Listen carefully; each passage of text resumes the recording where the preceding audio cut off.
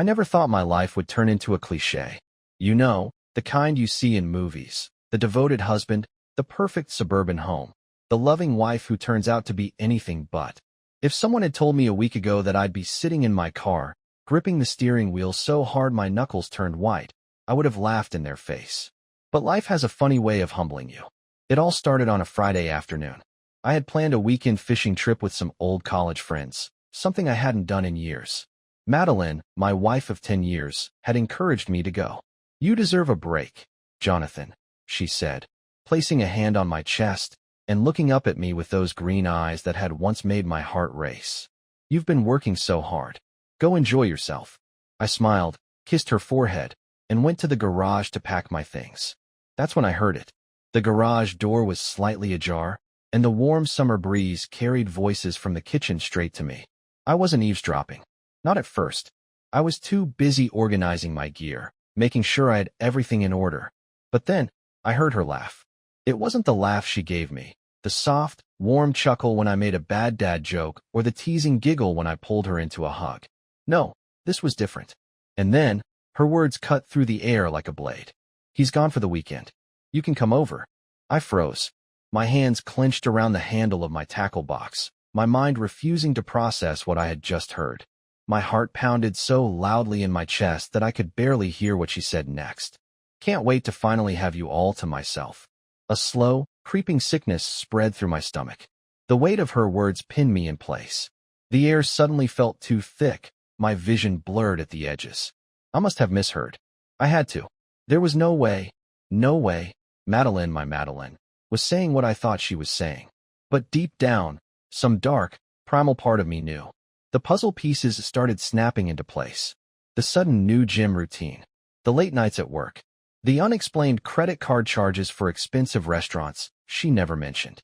The way she had started rolling to the far side of the bed at night, claiming she was just tired. I had dismissed all of it. I had given her the benefit of the doubt because that's what a good husband does. And I was a good husband.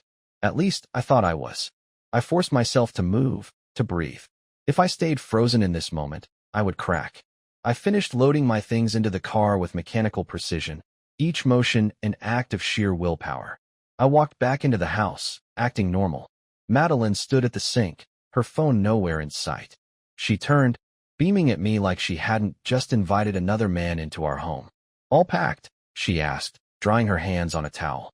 I nodded, my lips stretching into a smile that felt wrong. "Yeah, just need to grab my toiletries." She stepped closer, wrapping her arms around my neck. "I'll miss you," she murmured, pressing her lips to mine. I forced myself to kiss her back, but the taste of her perfume was suddenly suffocating. I pulled away first. "Love you," I said, the words hollow in my mouth. "Love you too," she replied easily. I watched her as I walked out the door. She stood on the porch, waving, the picture of a perfect, devoted wife. But as I turned the corner, I caught sight of her reaching for her phone. My stomach twisted. I gripped the steering wheel so tight my fingers ached. My instincts screamed at me to turn back, to demand answers. But I didn't. Instead, I drove a few blocks away, pulled into an empty parking lot, and turned off the engine. My heart hammered against my ribs. My mind raced through every possible explanation. Maybe it was a misunderstanding. Maybe she had meant something else. But that dark voice in the back of my head whispered, "You already know the truth." I sat there for a long time, staring blankly at the dashboard. The man I had been this morning was dead. The version of me that believed in my marriage, in my wife's love, no longer existed. But the man who remained? He wasn't going to sit back and let this happen. I started the car and took a deep breath. I wasn't going to the lake. I wasn't going to spend the weekend fishing with my friends. I was going to sit in the shadows, watch, and find out exactly how deep this betrayal ran. And when I had all the proof I needed, I was going to make her pay. I never thought love could hurt like this. Sitting in my car, hidden between two parked SUVs, I felt like a stranger in my own life. I had built something beautiful, a marriage, a family, a home. But tonight, for the first time, I wasn't sure if any of it had ever been real. I gripped the steering wheel, my knuckles pale under the streetlights. The house I had poured my heart into, the house I had worked so hard to make a home, stood in front of me like an unmarked grave. I used to feel safe here. Now I felt like a trespasser. My phone sat on the passenger seat, buzzing every now and then with messages from my friends. They were expecting me at the lake. They thought I was on my way. I should have been. I should have been hours away, sitting by the fire, drinking beer, laughing at old college stories. Instead, I was here, watching, waiting, hoping, though I didn't know for what. Proof? Confirmation? Maybe I just wanted this to be a mistake. Maybe I wanted to catch Madeline doing anything other than what I feared. But deep down, I already knew. I could feel the truth in my bones. At 8:36 p.m., headlights swept across the driveway. I clenched my jaw, forcing myself to breathe. The black sedan rolled to a slow stop. The driver's door opened. And there he was, Ryan Foster. A lump formed in my throat, heavy and suffocating. Ryan had been a part of our lives for years. We weren't best friends, but he was always around. At cookouts, at dinner parties, laughing at my jokes, complimenting Madeline's cooking. I had never once thought twice about him. And that was my mistake. Because he had been thinking about her. I watched as he walked up my driveway like he belonged there. His confidence made my stomach turn. He was dressed casually, jeans, a button-down, but his body language said everything. This wasn't the first time. The realization stung more than I expected. The porch light flicked on. Madeline opened the door. And then, before I could even process it, she stepped into his arms. My breath caught. She smiled at him, that soft, knowing smile. The kind of smile you give to someone you love. Then she kissed him. I couldn't move. It wasn't a stolen, hesitant kiss. There was no guilt, no uncertainty. She kissed him the way she used to kiss me. My stomach twisted, nausea rising fast. I pressed my lips together, forcing myself to watch. My hands trembled, my chest felt tight, but I didn't look away. I needed to see. Because if I didn't see it, if I didn't accept it, I might let myself believe she could still be mine. At 9:12 p.m., the living room lights dimmed. A familiar pain bloomed in my chest. I imagined them curled up together on the couch where Madeline and I had spent countless nights, wrapped in a blanket, watching movies, sharing inside jokes. Had she ever thought about me while she was with him? Had she ever felt even a shred of guilt? I ran a hand over my face, my skin hot, my thoughts spiraling. I had spent years trying to be the best husband I could be. I had done everything right, provided for my family, supported her dreams, been a good father to Emily. And still, it hadn't been enough. At 9:30 p.m., the bedroom light flicked on. I shut my eyes for a moment, exhaling slowly. That was our room, where we had whispered about the future in the dark, where we had held each other after long days, where I had trusted her with my soul. Now, it was just another place for her to betray me. I gripped my phone, my fingers steady despite the storm raging inside me, and hit record. I zoomed in, capturing every detail, the shift of light behind the curtains, the faint silhouette of movement. The final nail in the coffin of my marriage. 11:47 p.m. Movement in the backyard caught my attention. I adjusted the binoculars just in time to see them stepping outside, wrapped in ropes. The hot tub. My throat tightened. I had spent an entire weekend installing that damn thing. Madeline had kissed me that night, whispered, "You always know how to make me feel special." And I had believed her. Now, she was climbing into the water with Ryan, leaning into him, her laughter soft and familiar. His hands moved under the surface, his mouth pressed against her neck. I turned away, gripping the bridge of my nose as nausea rolled through me. This wasn't just sex. This was comfort. This was familiarity. She loved him. And I was just the man paying the bills. Somewhere around 3 a.m., my body begged for rest, but my mind wouldn't stop. I had spent hours replaying the last decade of my life, searching for the moment I lost her. Was it last year?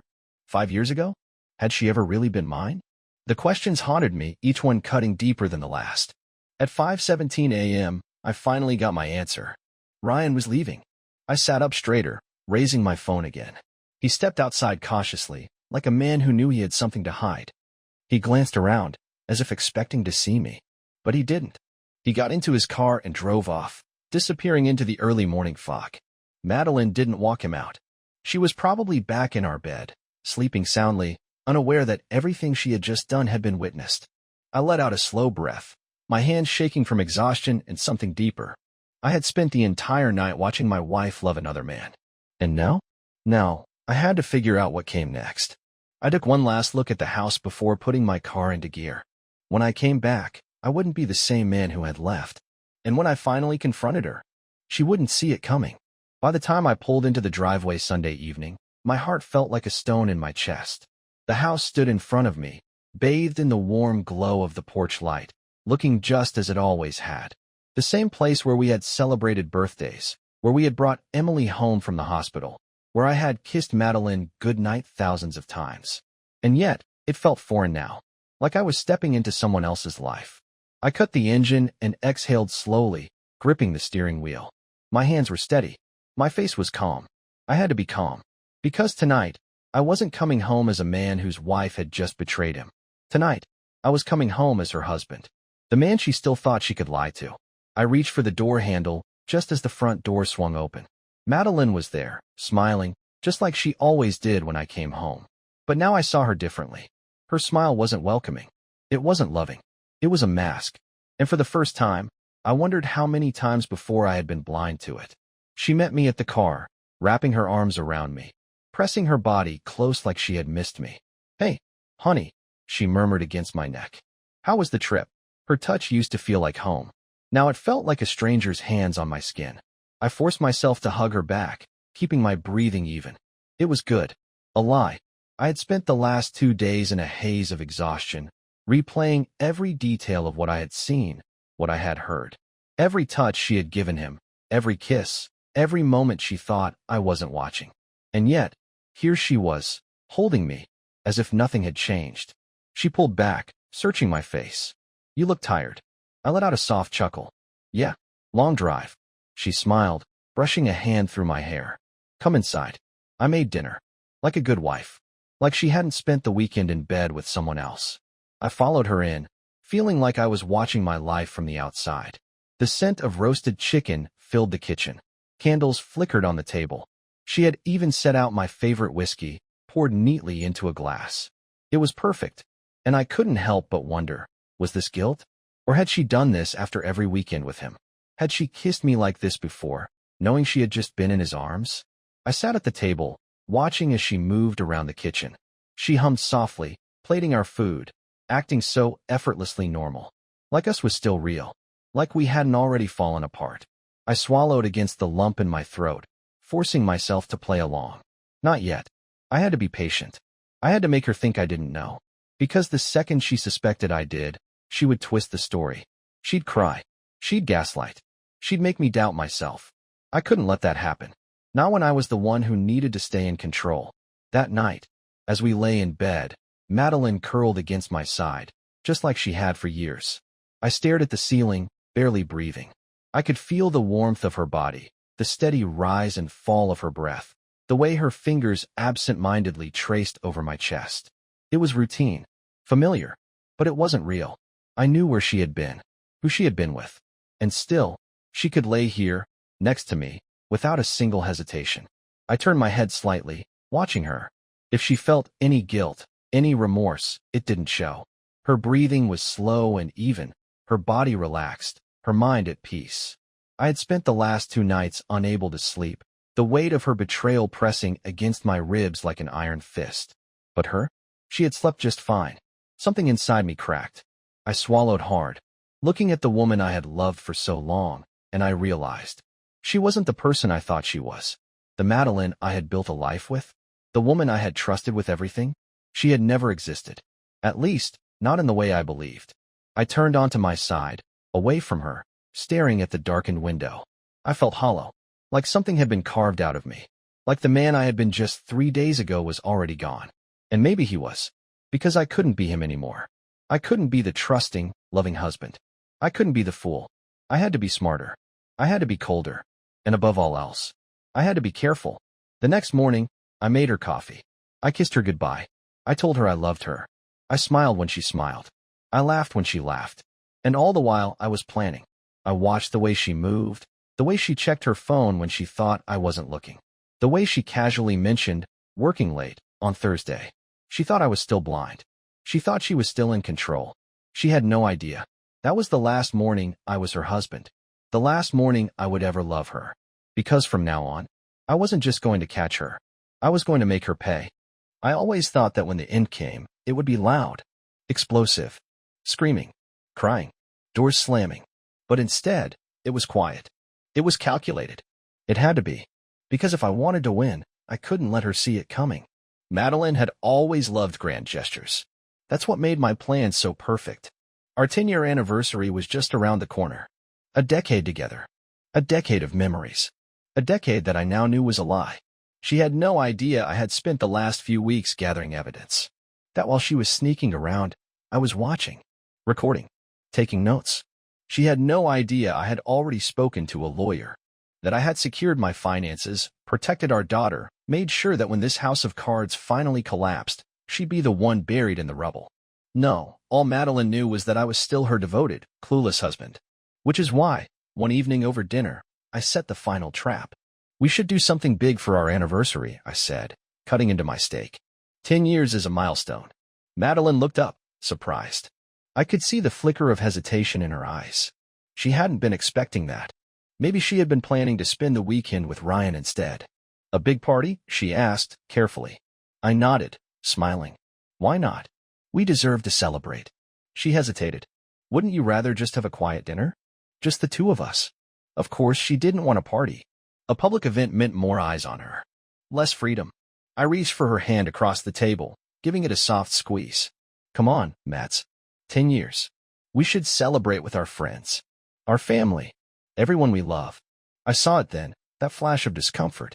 But she forced a smile. Okay, she said softly. Let's do it. Hook. Line. Sinker. The next week, I threw myself into planning.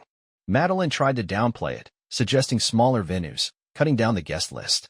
But I insisted. I booked a private room at one of the most exclusive restaurants in town. The kind of place where reservations had to be made months in advance. The kind of place where everyone would be watching. And then, I made sure the guest list included her parents, our closest friends, some of my coworkers, some of her coworkers, Ryan, and Ryan's wife, Natalie. I had been waiting for this moment. I had been waiting for the perfect time to show Madeline exactly what she had done. A few days before the party, I sent Natalie Foster an anonymous email. No words. Just one video. A video of Madeline and Ryan in our bedroom. I waited. Less than an hour later, my phone buzzed. Natalie's number. I answered. Silence at first. Then, her voice shaky, brittle. Is this real? Yes. Another long pause. Then, in a whisper, thank you. I almost felt sorry for her. Almost. But I didn't have time for almosts. I had a party to prepare for. The night of the anniversary. The private room was filled with the soft hum of conversation, the clinking of glasses. Candlelight flickered over white tablecloths. It was a perfect evening. To everyone else, it looked like a celebration. To me, it was a funeral. I watched Madeline work the room, smiling, laughing, playing the role of the devoted wife. She looked stunning, draped in the silver dress I had bought her years ago. She had no idea that tonight, that perfect image was about to shatter. Ryan arrived a little late, slipping in just behind his wife. His face paled when he saw Natalie. I watched as he leaned in, whispering something to her, but she just smiled. The same way I had been smiling for weeks. That's when I knew she had seen the video. And that's when I knew this night would be better than I ever imagined. Halfway through dinner, I stood, tapping my glass with a fork. The room quieted. Madeline turned toward me, her expression warm, expectant. I cleared my throat, letting my gaze drift over the crowd. I just want to take a moment to say how grateful I am for everyone here tonight, I said, my voice steady. It means the world to have our family and friends celebrating with us. People smiled. Glasses clinked. I turned to Madeline. And, of course, to my wife. She beamed, cheeks flushing pink. I reached for the small remote in my pocket. 10 years of love, trust, and commitment. I smiled. And what better way to celebrate than with a walk down memory lane? I pressed the button. The projector screen behind me flickered to life. Photos of our wedding appeared first. Then Emily as a baby. Family vacations. Smiling, happy moments. Madeline relaxed, reaching for my hand. And then, the photos disappeared, replaced by the footage. Our bedroom. Our bed.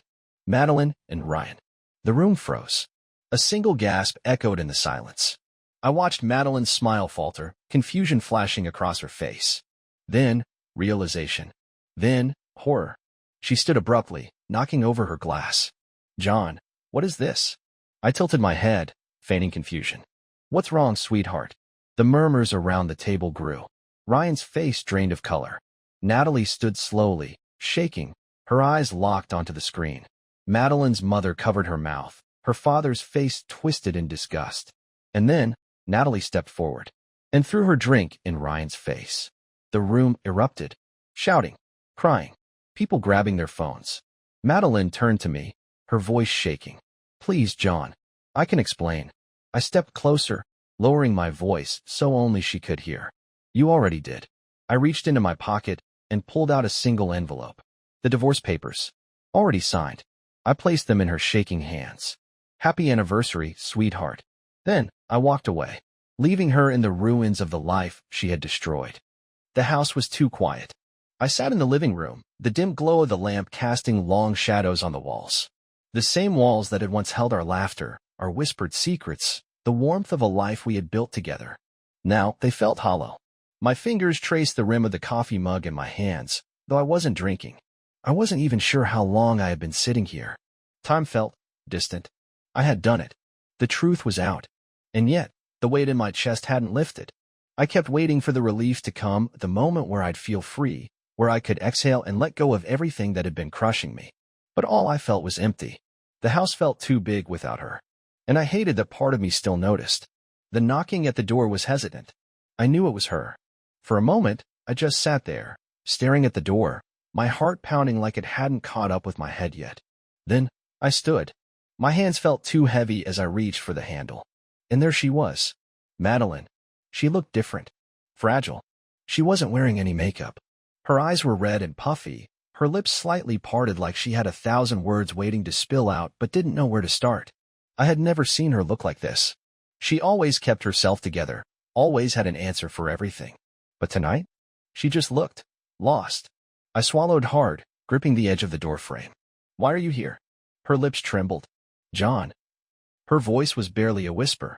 And God, it hurt, hearing my name come from her mouth, feeling the weight of it like something old and familiar, something I had once loved. She took a shaky breath. I don't know what to say. I let out a bitter laugh. That's a first. She winced. Silence stretched between us, thick with everything we couldn't take back. I should have slammed the door. I should have told her to leave. But I couldn't. Because as much as I hated her for what she had done, as much as I had built my walls up, she was still Madeline. The woman I had built a life with. The woman I had trusted with everything. And now she was standing here, looking like she had finally realized what she had lost. She swallowed hard, her eyes searching mine. I never wanted to hurt you. Something in my chest twisted. Then why did you? My voice was quieter than I intended. She shook her head, her breath shaky. I don't know. That made me angrier than anything else. Don't lie to me, Madeline, I said, stepping forward. Not anymore. She opened her mouth, but nothing came out. For the first time, she had no excuses, no justifications. And I think that was what finally broke me. Because it meant there was no reason, no grand explanation, no moment where everything would make sense. She had just chosen him. Over me. Over us. And now, she wanted me to, what? Understand? Forgive her? I exhaled, my shoulders sagging. You should go. Her breath hitched. John, please. Her voice cracked on the last word, and I had to fight everything in me that wanted to reach for her. But I didn't. Not this time. I gripped the doorframe tighter, forcing myself to stay still. We're done. Tears spilled down her cheeks. And for a second, she looked like the woman I had once fallen in love with. The woman who had made me believe in forever. But forever had ended the second she let someone else into our home. She let out a broken breath, nodding. And then, she turned. And I let her go. The fallout was fast. Madeline's parents, people who had once treated me like a son, didn't take her side. Her father, Gregory, sent me a message the next morning. John, I don't know what to say. I'm sorry. You didn't deserve this. I stared at that message for a long time. Madeline had always thought she could control the story, that she could twist it into something that didn't look so bad. But some betrayals were too big to rewrite. Ryan lost everything. Natalie filed for divorce immediately, taking the house, their savings, and full custody of their kids. I heard through mutual friends that Ryan lost his job, too. Apparently, his boss didn't like the idea of keeping a guy whose face was now all over social media as the man who wrecked 2 families. Poetic justice, I guess. And then there was Emily. Telling her was the hardest part. I didn't tell her everything. I didn't want her to see her mother the way I did. But I told her enough. She cried. And God, Holding her while she sobbed into my chest was the most painful thing I had ever done. Because no matter how much I had lost, she had lost more. A mother is supposed to be safe. A mother is supposed to be the one person you can trust. And now, Emily didn't trust her at all. When she finally pulled back, she wiped at her cheeks and whispered, "I don't want to live with Mom anymore." I nodded. Okay. And when the time came to fight for custody, I made sure I won. 2 weeks later, I signed the divorce papers. I sat at the kitchen table, the weight of everything pressing down on me. The pen felt heavy in my hand. I stared at the signature line for a long time before exhaling and signing my name.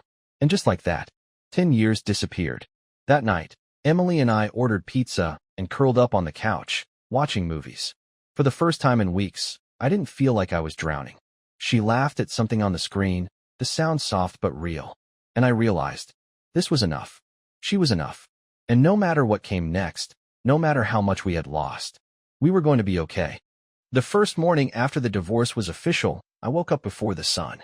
The house was quiet, peaceful.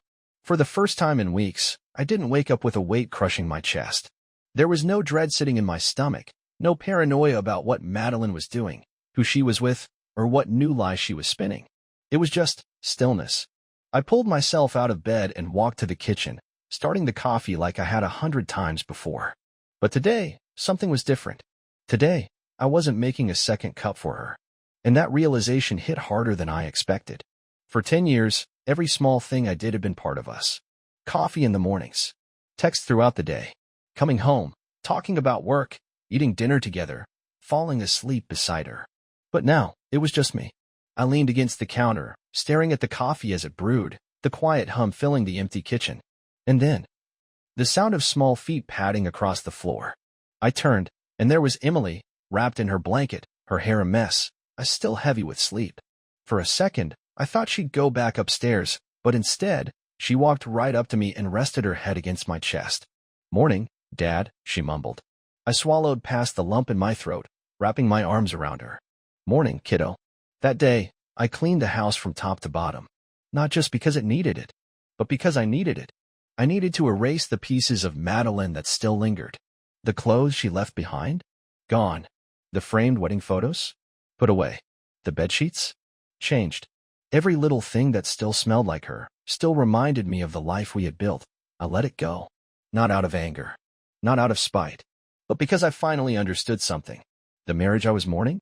It wasn't real. The love I thought I had? It was mine. But it had never truly been hers. And I couldn't spend the rest of my life holding on to something that had never been real. That weekend, Emily and I went to the lake. The same lake I had been driving to when my whole world fell apart. But this time, it wasn't an escape. This time, it was a new beginning. She sat beside me on the dock, her fishing rod in her hands, her brows furrowed in concentration. "Like this?" she asked, adjusting her grip. I smiled. "Yeah, just let it sit for a while. Be patient." She huffed. "I hate waiting." I chuckled, ruffling her hair. "Yeah, me too." She fell quiet for a moment, staring at the water. Then she spoke. "Mom called." I tensed, but I kept my face neutral. "Yeah, she wants to see me." I nodded, waiting. Emily bit her lip. "I don't know if I'm ready." I exhaled, my chest aching for her. "You don't have to be." She looked up at me, her eyes uncertain. "But she's still my mom, right?" I swallowed hard. "Yeah, sweetheart. She is." She hesitated. "Do you hate her?" The question caught me off guard. I thought about it. Really thought about it. I should have hated her. For everything she had done. For how she had broken us. For how she had shattered our family like it was nothing. But hate? No. I shook my head. "No, I don't." Emily studied me, like she was trying to figure out if I was lying. "But I don't love her anymore either," I admitted. "And that's okay." She nodded slowly, looking back at the water. "Yeah, I think so too." The sun started setting, casting golden light across the lake. The sky was streaked with oranges and purples, the kind of beauty that made you stop and breathe. For the first time in a long time, I felt light. Not broken. Not bitter. Just okay. I looked over at Emily, at the girl who had been my reason to keep going, my reason to hold on when everything felt like it was slipping away. "We're gonna be all right, kiddo," I murmured. She smiled, her line tugging just slightly in the water. "Yeah, Dad," she said. "I know." And for the first time in months, I believed it too.